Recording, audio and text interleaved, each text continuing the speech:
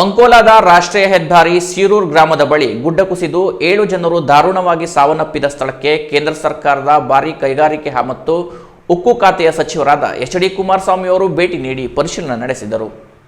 ಬೆಳಿಗ್ಗೆ ದೆಹಲಿಯಿಂದ ಹುಬ್ಬಳ್ಳಿಗೆ ಬಂದು ರಸ್ತೆ ಮಾರ್ಗವಾಗಿ ಶಿರೂರು ಗುಡ್ಡ ತಲುಪಿದ ಕೇಂದ್ರ ಸಚಿವರು ಜಿಲ್ಲಾಧಿಕಾರಿ ಸೇರಿ ಇನ್ನಿತರೆ ಅಧಿಕಾರಿಗಳಿಂದ ದುರಂತದ ಬಗ್ಗೆ ಮಾಹಿತಿ ಪಡೆದುಕೊಂಡರು. ಗುಡ್ಡ ಕುಸಿತ ಪರಿಹಾರ ಕಾರ್ಯ, ನೊಂದವರಿಗೆ ನೆರವು, ಹೆದ್ದಾರಿಯಲ್ಲಿ ಮಣ್ಣು ತೆರವು, ಗಂಗಾವಳಿ ನದಿ ಪ್ರವಾಹ ಹಾಗೂ ಮಳೆಗಳ ಪರಿಸ್ಥಿತಿಗಳ ಬಗ್ಗೆ ಸಚಿವರು ಅಧಿಕಾರಿಗಳಿಂದ ಮಾಹಿತಿ ಪಡೆದುಕೊಂಡರು. ಮಳೆಯ ನಡುವೆಯೇ ಗುಡ್ಡ ಕುಸಿತ ಭೀಕರತೆಯನ್ನು ವೀಕ್ಷಿಸಿದ ಸಚಿವರು ಮಣ್ಣು ತೆರವು ಮತ್ತಿತರೆ ಪರಿಹಾರ ಕಾರ್ಯಗಳ ಬಗ್ಗೆ ಜಿಲ್ಲಾಡಳಿತ ಮತ್ತು ಪೊಲೀಸ್ ಇಲಾಖೆ ಕೈಗೊಂಡಿರುವ ಕ್ರಮಗಳ ಬಗ್ಗೆ ತೃಪ್ತಿ ವ್ಯಕ್ತಪಡಿಸಿದರು. ಅಂಕೋಲಾ ಶಿರೂರಿನ ಗುಡ್ಡ ಕುಸಿತದ ಸ್ಥಳದಲ್ಲಿ ಮಾಧ್ಯಮಗಳ ಜೊತೆ ಮಾತನಾಡಿದ ಅವರು, ಪರಿಹಾರ ಕಾರ್ಯದಲ್ಲಿ ರಾಜಕಾರಣ ಮಾಡಬಾರದು. ಕೇಂದ್ರ ಸರ್ಕಾರವು ಪರಿಹಾರ ಕಾರ್ಯದಲ್ಲಿ ನಿರತವಾಗಿದೆ. ರಾಜ್ಯ ಸರ್ಕಾರವು ತನ್ನ ಪಾಲಿನ ಕೆಲಸವನ್ನ ಮಾಡಬೇಕು. ರಾಜಕೀಯದಿಂದ ಉಪಯೋಗ ಇಲ್ಲ. ನೊಂದ ಕುಟುಂಬಗಳಿಗೆ ದೊಡ್ಡ ಪ್ರಮಾಣದಲ್ಲಿ ಪರಿಹಾರ ಕೊಡಬೇಕು ಹಾಗೂ ಮನೆಗಳನ್ನು ಕಳೆದುಕೊಂಡವರಿಗೆ ಮರು ವಸತಿ ಕಲ್ಪಿಸಬೇಕು ಎಂದು ಹೇಳಿದರು. ಒಂದೇ ಕುಟುಂಬದಲ್ಲಿ 5 ಇನ್ನೂ 2 ಈ ದುರಂತದಲ್ಲಿ ಜೀವ ಕಳೆದುಕೊಂಡಿರುವುದು ಅತ್ಯಂತ ನೋವಿನ ಸಂಗತಿ. ಎಲ್ಲರೂ ಶ್ರಮಜೀವಿಗಳು. 2 ಮಕ್ಕಳು ಬಲಿಯಾಗಿರುವುದು ದುಃಖ ತಂದಿದೆ ಎಂದು ಕೇಂದ್ರ ಸಚಿವರು ಹೇಳಿದರು. ಯಾಕೆ ಈ ದುರಂತ ಸಂಭವಿಸಿತು, ಅದಕ್ಕೆ ಕಾರಣಗಳು ಏನು, ಕಾಮಗಾರಿಯಲ್ಲಿ ಸಮಸ್ಯೆ ಇದೆಯಾ ಎಂಬ ಪರಿಶೀಲನೆ ನಡೆಸಲಾಗುವುದು ಹಾಗೂ ಸಂಬಂಧಪಟ್ಟ ಸಚಿವರ ಗಮನಕ್ಕೂ ತರಲಾಗುವುದು. ಮೊದಲು ಪರಿಹಾರ ಕಾರ್ಯ ಮುಗಿಯಲಿ, ಇದರಲ್ಲಿ ರಾಜಕೀಯ ಮಾಡುವುದು ಬೇಡ ಎಂದು ಅವರು ಮನವಿ ಮಾಡಿದರು.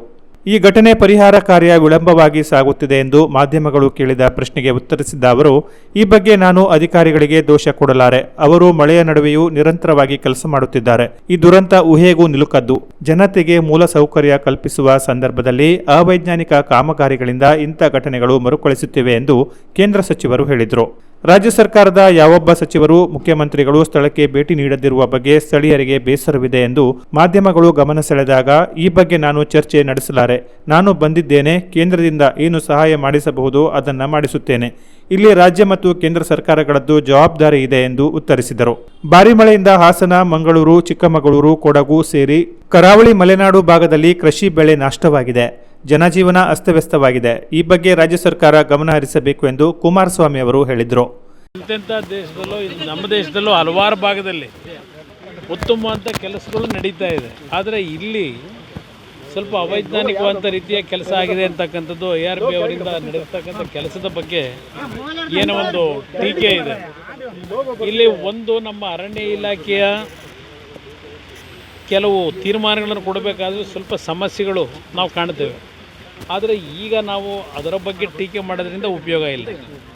ನಾವು ಯಾರು ಕಂಡರಿದೇ ಇರತಕ್ಕಂಥ ಒಂದು ಅನಾಹುತ ಇವತ್ತು ಇಲ್ಲಿ ನಡೆದಿರ್ತಕ್ಕಂಥ ಮಟ್ಟದಲ್ಲಿ ಅದು ವಿಶೇಷವಾಗಿ ಅದರಲ್ಲೂ 5 ಕುಟುಂಬದಲ್ಲಿ 5 ಜನ ಅದು ಒಂದು ಪ್ರತಿನಿತ್ಯ ಶ್ರಮಜೀವಿಗಳಾಗಿ ಆ ಒಂದು ಟೀ ಶಾಪನ್ನು ಇಲ್ಲಿ ಇಟ್ಕೊಂಡು ಜೀವನ ಮಾಡ್ತಾ ಇದ್ದಂಥ ಕುಟುಂಬದ 5 ಸದಸ್ಯರು ಮರಣ ಹೊಂದಿರತಕ್ಕಂಥದ್ದು ಅತ್ಯಂತ ದಾರುಣವಾದಂಥ ಒಂದು ಘಟನೆ ಇದೆ.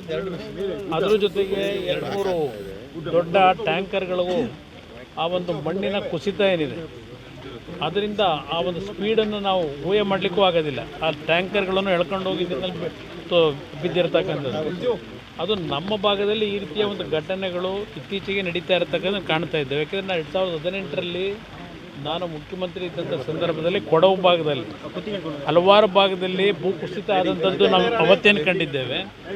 ಆ ಸಂದರ್ಭದಲ್ಲಿ ನನಗೂ ಸ್ವಲ್ಪ ಅನುಭವ ಆಗಿದೆ. ಆ ಸಂದರ್ಭ ನಾನೆಲ್ಲ ನೋಡಿದ್ದೇನೆ. ಸ್ಲೈಡ್ ಅಧಿಕಾರಿಗಳ ಮೇಲೆ ನೀವು ಇಲ್ಲಿ ಪೊಲೀಸ್ ಅಧಿಕಾರಿಗಳ ಮೇಲೆ ನೀವು ಕೂಗಾಡೋದ್ರಾಗುತ್ತಾ? ಇಲ್ಲ, ಅವರ ಮುಂದಾಗಿರುತ್ತೆ ಕ್ರಮ, ಅವ್ರಿಗೆ ಜವಾಬ್ದಾರಿ ಇದೆ. ಈಗ ಸ್ಲೈಡ್ ಆಗೋ ಚಾನ್ಸ್ ಇದೆ ಅನ್ನೋದು ಮಳೆ ದೊಡ್ಡ ಮಟ್ಟದಲ್ಲಿ ಯಾವ ಸಂದರ್ಭದಲ್ಲಿ ಬರುತ್ತೆ ಗೊತ್ತಿಲ್ಲ. ಆ ಸ್ಲೈಡ್ ಆದರೆ ತೊಂದರೆ ಆಗುತ್ತೆ ಅನ್ನೋ ದೃಷ್ಟಿಯಿಂದ ಇದೆಲ್ಲ ಮಾಡಿದ್ದಾರೆ. ಜೆಡಿಎಸ್ ಶಾಸಕಾಂಗ ಪಕ್ಷದ ನಾಯಕ ಸುರೇಶ್ ಬಾಬು, ಜೆಡಿಎಸ್ ನಾಯಕ ಸೂರಜ್ ನಾಯ್ಕ್ ಸೋನಿ ಸೇರಿದಂತೆ ಉತ್ತರ ಕನ್ನಡ ಜಿಲ್ಲೆಯ ಬಿಜೆಪಿ, ಜೆಡಿಎಸ್ ಮುಖಂಡರು ಸಚಿವರ ಜೊತೆಯಲ್ಲಿ ಇದ್ದರು. Canara plus news, Karwar.